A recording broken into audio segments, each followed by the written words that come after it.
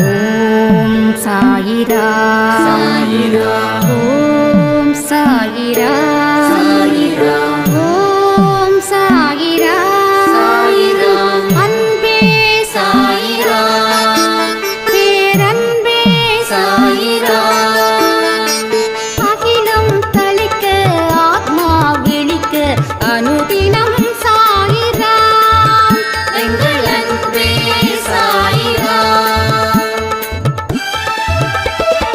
ஒன்றே இறைவன் ஒன்றே பூமிக்கென்றும் சாயிரா சரணம் சாயிரா நன்றே செய்து வாழ்வோம் நாம் ஒன்றே செய்து வாழ்வோம் அன்பே சாயிரா.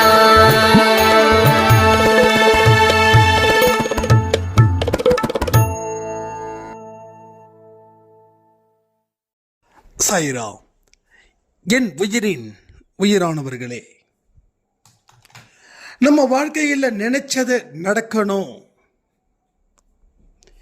என் வாழ்க்கையில் நானும் மற்றவங்க மதிக்கிறது போல நடக்கணும். இந்த துன்பத்தை எல்லாம் ஓரம் கட்டி வைக்கணும். தலை சிறந்த மனுஷனா நான் இந்த ஜென்மத்தில் பெயர் எடுக்கணும். இதற்கு நான் எந்த முறையில் போராடணும், எந்த முறையில் நான் வாழணும் அப்படின்னு ஒரு சாய்ராம் கேள்வியை எழுப்பியிருந்தாங்க.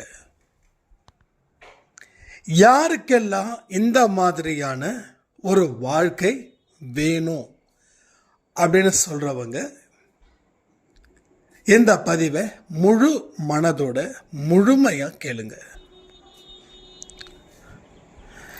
நீங்கள் எதையுமே முழுமையாக செஞ்சால் மட்டும்தான் சாயப்பா உங்களுக்கு தர வேண்டிய அத்தனை சந்தோஷத்தையும் அருளையும் ஆசீர்வாதத்தையும் தருவார்.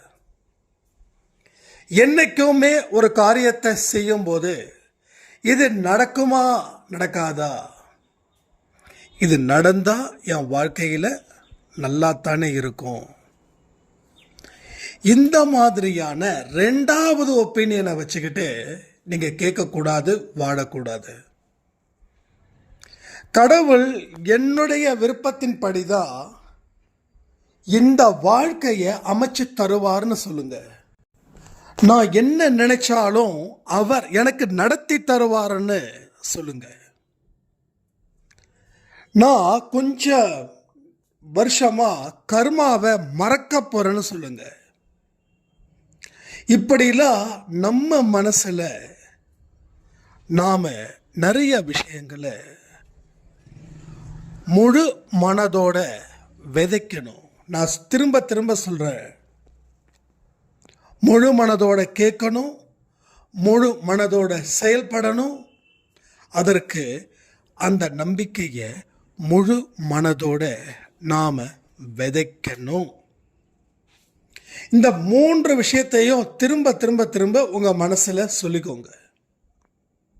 சும்மா சாதாரணமாக ஒரு பேச்சு இது இல்லை. இந்த பேச்சுக்கு பின்னாடி ஒரு பிரம்மாண்டமான, யாரும் நம்ப முடியாத ஒரு வெற்றி உங்களுக்குள்ள இருக்கு. இதை நீங்க அனுபவிக்கும் போதுதான் இது எவ்வளவு பெரிய ஒரு பிரம்மாண்ட வெற்றி அப்படின்னு உங்களுக்கு தெரிய வரும். அப்போ முழு மனதுடன் கேட்கணும், கேட்டதை முழு மனதுடன் செயல்படணும். அதற்கு முன்னாடி ஆழமா அந்த நம்பிக்கை அப்படின்ற ஒரு விதையை விதைக்கணும். அடிப்படை என்ன விதை? எந்த விதை?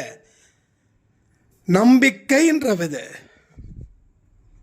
அந்த நம்பிக்கைன்ற விதையை நீங்க விதைக்கும் போதுதான் நீங்க நினைச்ச காரியங்கள் அத்தனையும் உங்க வாழ்க்கையில கிடைக்க போகுது. அப்போ இத்தனை நாள் என் வாழ்க்கையில் கர்மாக்கள் இருக்குது, அது குறுக்கிடுது, கர்மாக்கள் என்னை தடுக்குது அப்படின்னு தான் நம்ம பேசிக்கிட்டு இருந்தோம். உண்மை இல்லைன்னு சொல்லலை.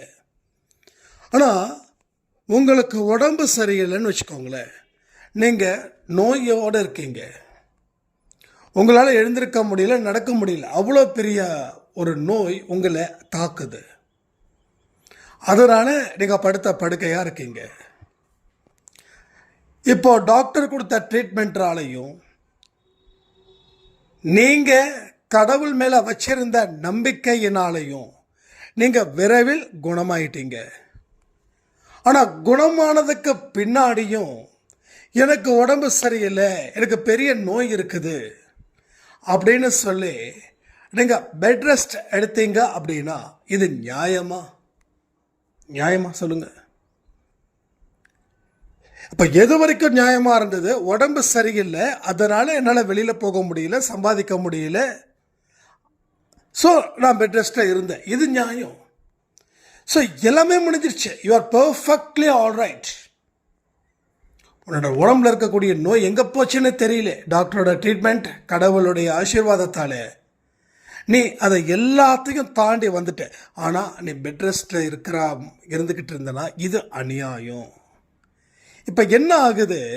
நீ பெட் ரெஸ்ட்டில் இருக்கிறதால ஏற்கனவே வந்த நோயை விட இனி 10 மடங்கு நோய் ஒன்று அதிகரிக்குது.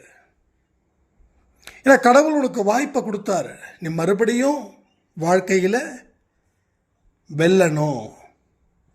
ஆனால் நீ என்ன பண்ண? அதற்குரிய நேரத்தையும் சந்தர்ப்பத்தையும்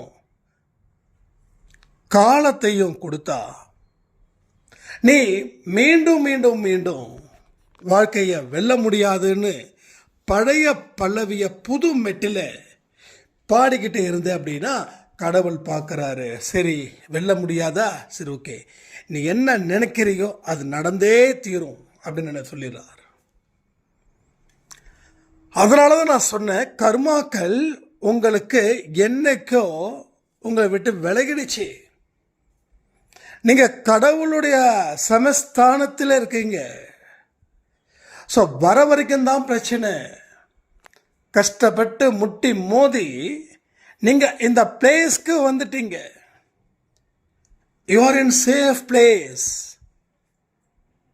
நீங்கள் இப்போ சக்ஸஸ்ஃபுல் பர்சனாக மாறுவதற்கு உண்டான நேரம் இந்த நேரம்.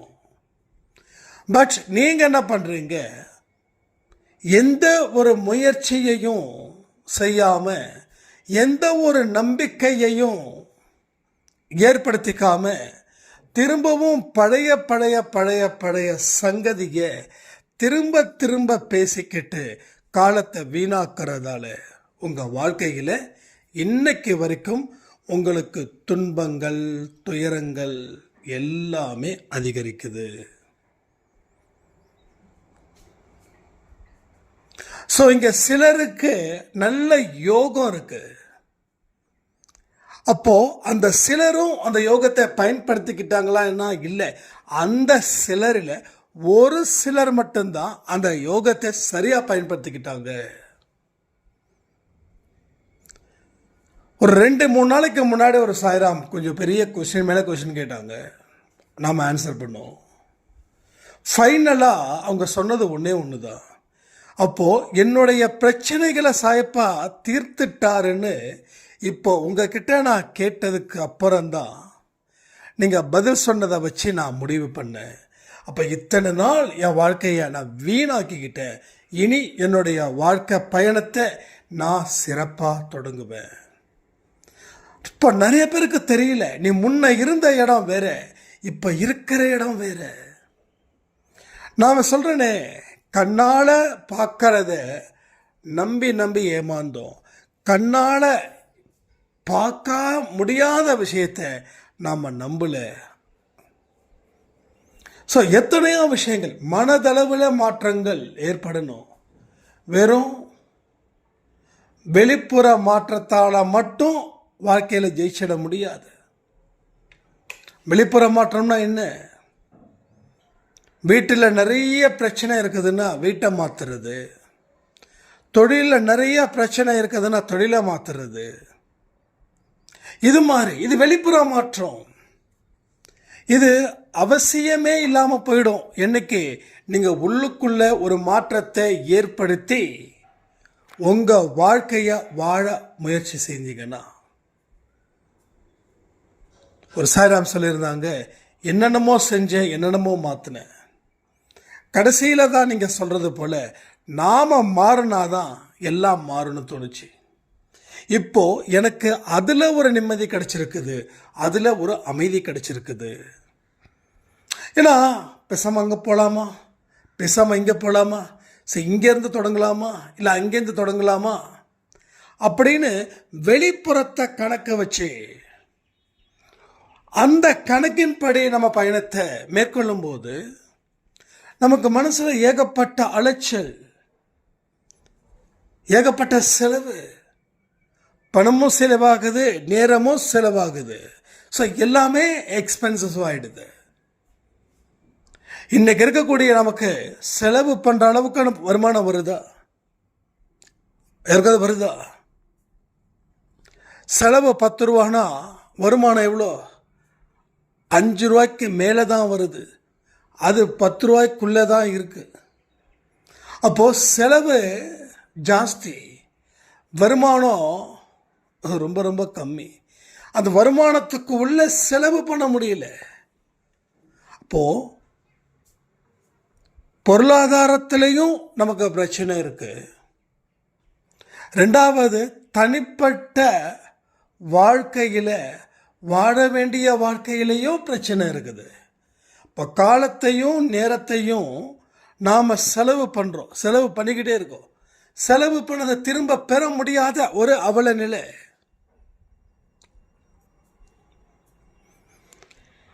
அப்போ இதெல்லாம் வீண் செலவு. இனி செலவே பண்ணாம வருமானத்தை மட்டும் அதிகரிக்கக்கூடிய ஒரு வழி இருந்துச்சுன்னா நாம் அந்த வழியில போக மாட்டோமா என்ன? ஸோ அந்த வழிதான் அன்பே சாய் வழி. நீங்க செலவு பண்றது எல்லாம் ஒன்னே ஒண்ணுதான். அன்பே சாய்க்காக என்ன பண்றீங்க? மாசத்துல ஒரு நாள் நீங்க ஃபுட்டை டொனேட் பண்றீங்க. வேற எந்த செலவும் இங்க பண்ணவே இல்லை. வேற எந்த செலவும் நம்ம செய்யல. ஏன்னா செலவு செய்யறதால வருமானத்தை அதிகரிக்க முடியாது. செலவு பண்ணாமலே வருமானத்தை அதிகரிக்கணும். அப்ப அன்பே சாயில சொல்லப்படக்கூடிய ஒரு கட்டளைகளையும் நீங்க ஃபாலோ பண்ணீங்கன்னா மேல இருக்கக்கூடிய கிரகங்கள் கூட உங்களுக்கு சாதகமா இடம் மாறும். நான் ரொம்ப ஓவர் கான்ஃபிடென்ட்ல சொல்லல. ஏன்னா கடவுள் நாம என்ன கேட்கிறோமோ அதை அவர் உடனுக்கு உடனே நிறைவேற்றுகிறார். அந்த கிரகத்தை படைச்சதும் உங்களை படைச்சதும் உங்க உயிருக்கு உயிரான சொந்தத்தை படைச்சதும் உங்க உயிரை எடுக்கக்கூடிய எதிரிய படைச்சதும் அவர் ஒருவர் தானே. அப்போ நாம என்னென்ன ரெக்வெஸ்ட் வைக்கிறோமோ, நாம என்னென்ன டிமாண்ட்ஸ் வைக்கிறோமோ அத்தனையும் அவர் நமக்கு கொடுக்கிறார். நமக்கு அதற்கு உரிய வழிகளை ஏற்படுத்தி நாம ஒரு வாழ்க்கையில உச்சத்துல இருக்கணும்னு அவர் விருப்பப்படுகிறதால நம்ம வாழ்க்கை ரொம்ப சுலபமா ரீச் ஆகுறோம். இங்க பலருக்கு இது ஒரு பெரிய கஷ்டம் அப்படின்னு தோணும். ஏன் தெரியுமா? நீங்க இன்னமும் உங்களை உள்ளுக்குள்ள இழுக்கல. நீங்க ஆட்களை இழுத்தீங்க, பொருளை இழுத்தீங்க, ஆனா உங்களை நீங்க இந்த நொடி வரைக்கும் உள்ளுக்குள்ள இழுக்கல. அதாவது உள்முகமா டிராவல் பண்ணலன்னு சொல்றேன். எல்லாமே வெளிப்புறமா இருக்குது. ஸோ வெளிப்புறத்துல நீங்க தேடுறது இல்லை. எங்க நீங்க தேடுறது இருக்குது? உட்புறத்துல. ஒரு 100 பவுன் நகை நீங்க தொலைச்சிட்டீங்க. தொலைச்சிட்டீங்க. இப்போது எந்த எந்த இடத்துல போனீங்க அந்த இடத்துல ஒரு விசிட் பண்ணுங்க. உங்களுக்கு தெரியும், ஒரு சின்ன மோதிரம் கீழே விழுந்தா கூட அடுத்த நிமிஷம் அந்த மோதிரம் எங்கே போகுமோ கிடைக்குமா? இல்லை யாராவது எடுத்து வச்சுட்டு வருவாங்கன்னு சொல்லி யாரோ காத்திருப்பாங்களா? என்ன சொல்லுவாங்க? கடவுள் எனக்கு கொடுத்தாரு, கீழே கடந்தது அப்படின்னு, அப்படிதானே சொல்லுவாங்க. அப்போது அந்த 100 பவுன் தங்கத்தை நமக்கு தெரியும் கண்டிப்பாக அடுத்த நிமிஷம் முடிஞ்சிடும், யாராவது எடுத்து பணமாக மாற்றிருப்பாங்க அப்படின்னு. ஆனாலும் நம்ம என்ன பண்ணுவோம்? தேட வேண்டிய இடத்துல தேடுவோம், அங்கே இருக்கக்கூடிய போலீஸ் ஸ்டேஷனில் கம்ப்ளைண்ட் பண்ணுவோம். பண்ண மாட்டோமா? சரி 100 பவுன் போனால் போகுது அப்படின்னு சொல்லி விட்டுருவோமா? என்ன 100 பவுன், ஒரு பவுனுக்கே நம்ம தொலைக்க முடியாது.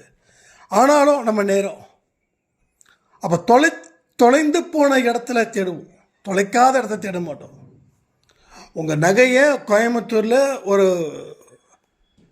ஒரு வாவுசி பார்க் இருக்குது, அங்கே நீங்கள் போனீங்க, அங்கே நீங்கள் தொலைச்சிங்கன்னா நீங்கள் அங்கே தான் போய் தேடுவீங்க. திருப்பூரில் இருக்கக்கூடிய பார்க்கில் போய் தேட மாட்டீங்க. ஆனால் உண்மையிலே என்னென்னா, நகை தொலைஞ்ச இடம் கோயம்புத்தூரில் இருக்கக்கூடிய வாவுசி பார்க்கு, ஆனால் நீங்கள் தேடிக்கிட்டு இருக்கக்கூடிய இடம் திருப்பூரில். இப்போ நகை கிடைக்குமா கிடைக்காதா? அதுபோல தான் வெளிப்புறமாக தேடுதல், அது சிலது தேடுனா வெற்றி கிடைக்கும். ஆனால் பலது உள்முகத்தில் உங்களை நீங்கள் இழுக்கணும். அதுதான் நான் சொன்னேன், உள்முகமாக பயணிச்சிடு. வெளியில் அதிகமாக தெரியாத உன்னுடைய மனதை உட்புறமாக திருப்பு. எங்கே சொன்னாங்க? சச்சரித்தத்தில் சாய்பாபா கோதுமை அரைக்கும் போது சொன்ன வார்த்தை. அது வெறும் வார்த்தையா? வாழ்க்கை, அது வார்த்தை இல்லை, that is a life. So ஒரு அரை மணி நேரம் 1 மணி நேரம் நான் செய்கிறது சரியா இல்லையா கேட்டிருக்கீங்களா என்னைக்காவது? இதுதான் உள்முகமாக திருப்புன்னு அர்த்தம். வேற என்ன திருப்ப முடியும்? உள்ள நம்ம யாரு? வெளியில் கேட்காத, ஒன்று கீழே, உள்ளுக்குள்ள கீழே. உனக்கு என்ன திறமை இருக்குது? வெளியில் கேட்காத, உள்ள தேடு. என் எதிர்காலம் எப்படி இருக்குது? கையை நீட்டி யார்கிட்டையும் கேட்க வேண்டாம், உனக்குள்ள நீ கேளு, அது கரெக்டாக பதில் சொல்லும். நீங்களே பெரிய ஜோதிடர், நீங்களே பெரிய குறி சொல்லக்கூடியவர்கள், உங்களுக்கு யார் குறி சொல்ல முடியும்? என்னைக்கு நீங்கள் உள்முகமாக நீங்கள் பயணம் செய்கிறீங்களோ அப்போ உங்களுக்கு கிடைக்க வேண்டிய பொக்கிஷங்கள் ஏராளமாக கிடைக்கும்.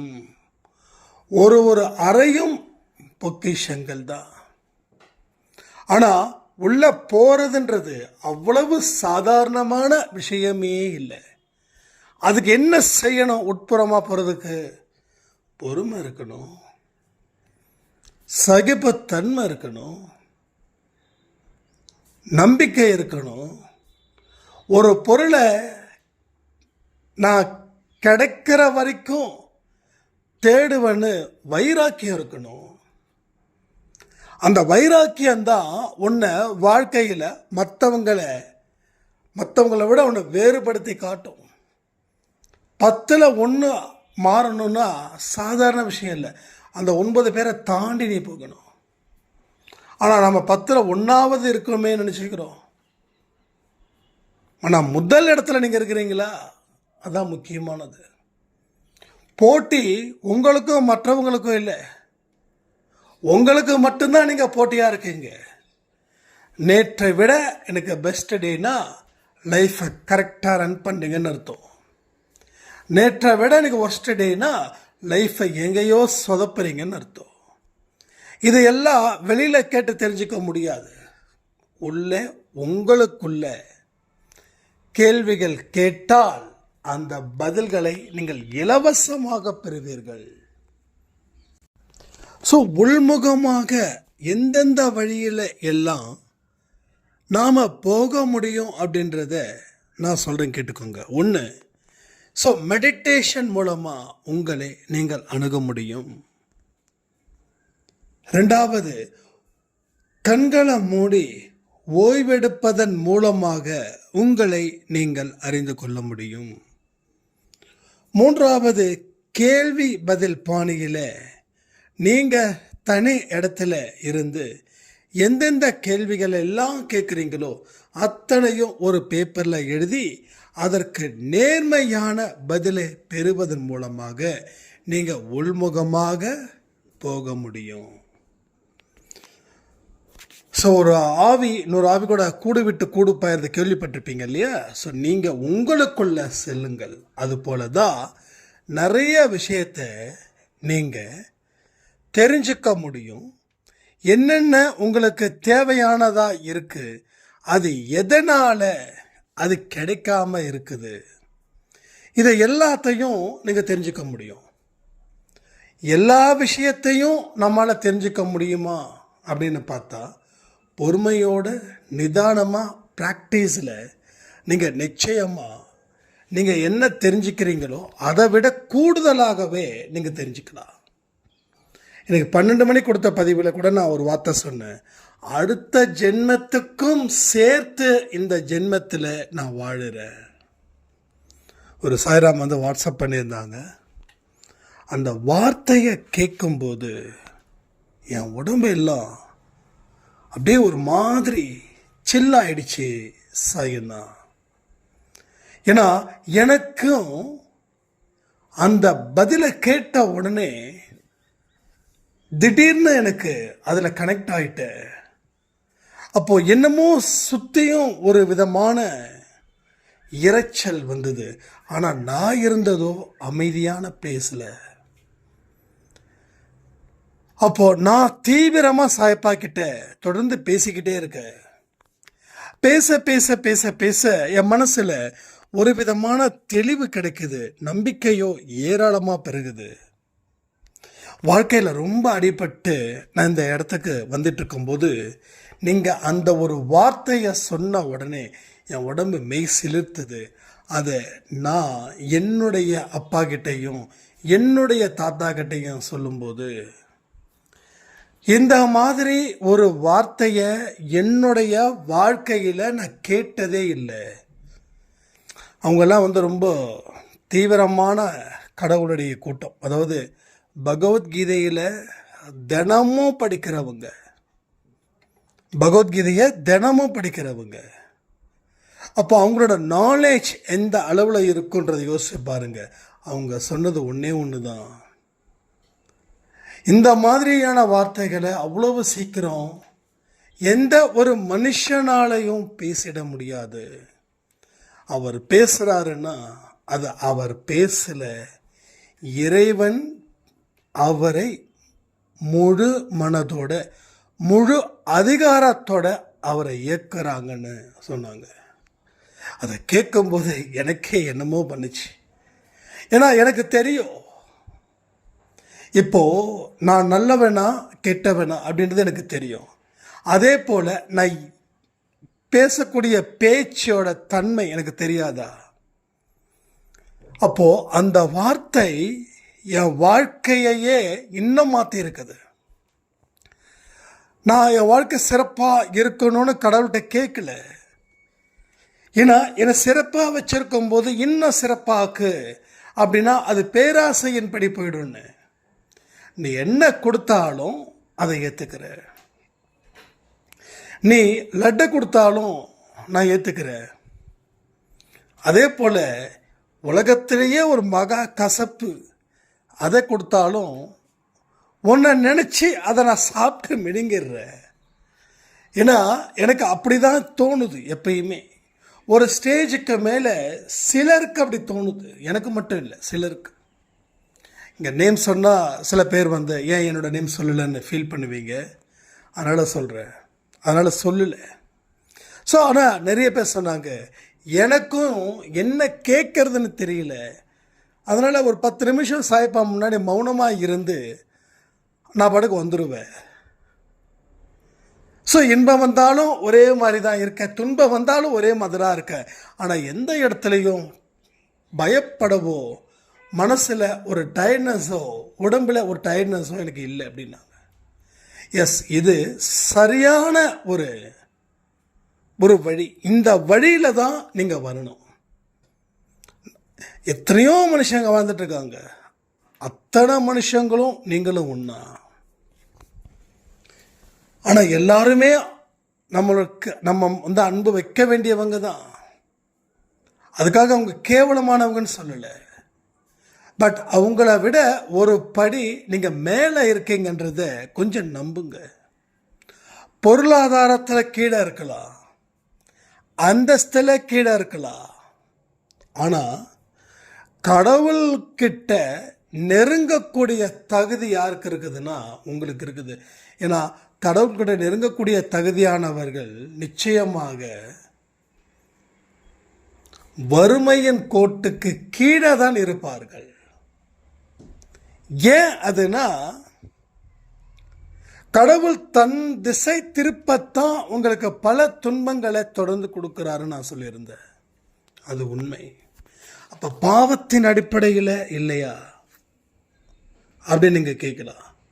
அப்போ பாவம் செய்தவர்கள் தான் துன்பம் அடையிறாங்கன்றது தப்பா? அப்போது பாவம் செய்ததால் துன்பம் அனுபவிக்கல, கடவுள்கிட்ட நெருங்கிறதுக்குத்தான் அந்த துன்பத்தை கடவுள் கொடுக்குறாரா அப்படின்னு ஒரு சாயிரம் வாட்ஸ்அப்பில் கேட்டிருந்தாங்க. அதாவது பாவத்தின் விளைவு தான் துன்பம், அதில் எந்த மாற்று கருத்தும் இல்லை. ஆனால் நீங்கள் போன ஜென்மத்தில் ஒரு சில ஸ்டேஜில் நீங்கள் டோட்டலாக நல்லவர்களாக மாறினீங்க இல்லையா? அந்த கனெக்டு இந்த ஜென்மத்தில் கனெக்ட் ஆகுது. இப்போ கடவுள் அந்த பாவத்தின் மூலமாக பெற்ற துன்பத்தை நாம் அனுபவிக்கிறோம். ரெண்டாவது, கடவுள் நீ என்கிட்ட வந்துருவன்ற நம்பிக்கையோடு அவர் இருக்கிறாரு, ஆனால் நீங்கள் வரலை. அப்போ எக்ஸ்ட்ரா துன்பத்தையும், அதாவது ஏற்கனவே இருக்க துன்பம் தான், பாவத்தின் மூலமாக வர துன்பம் தான், அதில் எந்த சந்தேகமும் வேண்டாம். ஏன்னா கடவுள் நீதிமான், நியாயமாக தீர்ப்பு சொல்கிறவர். அவரோட திசையை திருப்பதற்காக, இப்போ ஒன்றும் இல்லை, நீங்கள்லாம் சாயப்பா கும்பிட்றீங்க இல்லையா? ஸோ என்ன, நீங்கள் ஆரம்ப காலத்தில் இருந்தே அன்பை சாய் உங்களுக்கு வந்ததா? அன்பை சாய் 2019 வர ஆரம்பிச்சது. அப்போ 2019 தான் உங்களுக்கு சாயப்பா பற்றி தெரியுமா? அதற்கு முன்னாடியே தெரியும். ஆனால் ஏன் இந்த பதிவை கொடுக்குறாருன்னா கவனத்தை ஈர்ப்பதற்காக, வேறு எதற்காகவும் இல்லை. நம்ம இன்றைக்கி சொல்லியிருக்கோமா, அன்பே சாயில் உங்களுக்கு எந்த பிரார்த்தனைகள் செய்தாலும் நீங்கள் ஒரு 500 ரூபா அனுப்புங்க, நாங்கள் வந்து பிரார்த்தனை செய்து ஊதி கொடுக்குறோம் அப்படின்னு நம்ம சொல்லியிருக்கோமா? டிஷர்ட்டுக்கு நம்ம 500 ரூபா வாங்குகிறோம். அது எதுக்கு? அது ஒரு பொருள், அது ஒரு துணி. ரெண்டாவது கொரியர் சார்ஜு, இதுக்கு தான் நம்ம 500 ரூபா வாங்குகிறோம். ஆனால் பிரார்த்தனை செய்கிறதுக்கோ இல்லை அதுக்கோ இல்லை இதுக்கோ இதை வாங்குகிறோமா? சில பேர் ரொம்ப ஏழ்மையாக இருக்கிறவங்களுக்கும் நம்ம டிஷர்ட்ஸ் வந்து ஃப்ரீயாக அனுப்பியிருக்கோம். ஒரு மொத்தமாக ஒரு 20 பேருக்கு நம்ம அனுப்பியிருக்கோம் அப்படின்னா 15 பேருக்கு காசுக்கும் 5 பேருக்கு ஃப்ரீயாகவும் அனுப்பியிருக்கோம். ஏன்னா காசை கொடுத்தாதான் இங்கே பொருள் அப்படின்னு வியாபாரத்துக்காக வரல. அன்பே சாய்ன்ற ஒரு குடும்பம் ஒன்று இருக்குது, அது உங்கள் வீட்டுக்குள்ளே அது பொருளாக போகும்போது அது காட்சி, அது உங்களுக்குள்ள ஒரு விஷயத்தை ஏற்படுத்தும் இல்லையா? ஒரே யூனிஃபார்ம் அப்படின்ற மாதிரி, அதற்காக தான் அது நம்ம உருவாக்கப்பட்டது. அப்போ பல பல பல விஷயங்கள் ஒரு பதிவில் நம்ம சொல்கிறோம் அப்படின்னா அந்த பதிவில் சொல்லப்பட்டதை கேட்பதற்கு நேரம் இருந்தும் கேட்காமல் போவது உங்கள் தவறா, இல்லை பேசக்கூடிய என்னுடைய தவறா, இல்லை உங்களை படைச்ச கடவுளுடைய தவறா? இப்போ எத்தனையோ நல்ல நல்ல வார்த்தைகள் எப்படி வெளியில் வருது?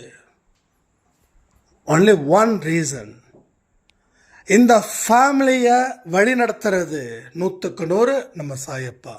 அவருடைய வழிகாட்டுதலின் படி தான் இங்கே எல்லாம் நடக்குது. எல்லாமும் அவருடைய ஆணையின்படி தான். நான் வெறும் கருவி. நீங்கள் எப்படி நான் பேசுகிறத கேட்குறீங்களோ, நான் பேசிக்கிட்டே பேச பேச நான் கேட்டுக்கிட்டே இருக்கேன். ஸோ என்னால் நான் சொல்லக்கூடிய எல்லா விஷயத்தையும் உணர முடியுது, அதை செயல்படுத்த முடியுது, வெற்றி பெறவும் முடியுது. ஸோ ஈஸியான வெற்றி இங்கே இருக்குது. அதுக்கு மனதளவில் நீங்கள் போராட தயாராக இருந்தீங்கன்னா உங்கள் வாழ்க்கையை வெல்ல முடியும்னு சொல்லி இந்த பதிவை முடிக்கிறேன். ஜெய் சாய்ராம்.